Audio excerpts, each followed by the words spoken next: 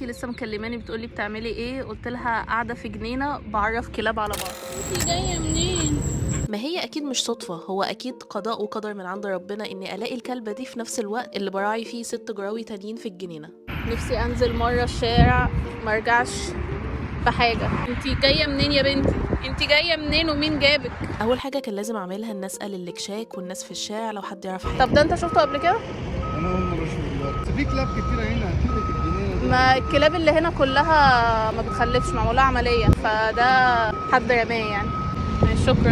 انتي كنتي هتتخبطي من كذا عربيه.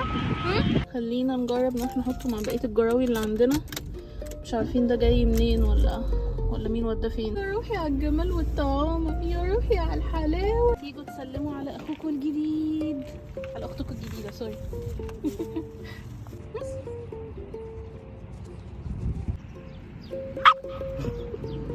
والله كنت حاسه ان هم عايزين يشتموني ويقولوا لي احنا ناقصين، خليتينا 7.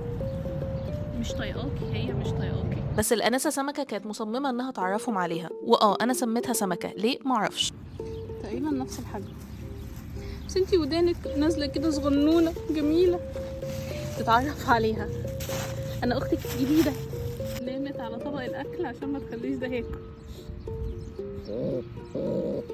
اختكم الجديده يا ولاد، دي اختكم الجديده.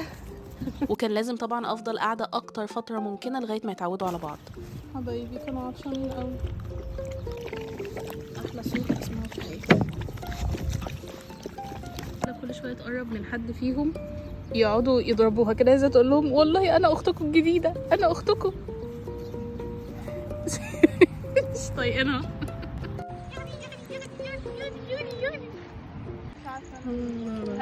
مصيبه. فين بقى المستخبيه؟ انا بدور هي يا بنتي، مستخبيه وشها.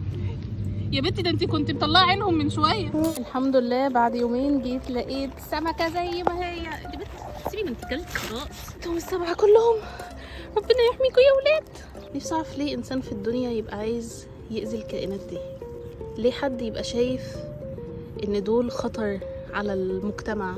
ليه حد يبقى عامل راسه من راس حيوان كل اللي طالبه في الدنيا ان هو ياكل وينام ومحدش يأذيه؟ اللي هم فيها بعد ما اكلوا وشربوا ولعبوا وناموا، ده بالنسبه لي احلى شعور انا ممكن احسه، ان انا ابقى شايفاهم نايمين خالص، رايحين في النوم ومرتاحين ومطمنين، واكلوا وشربوا ولعبوا.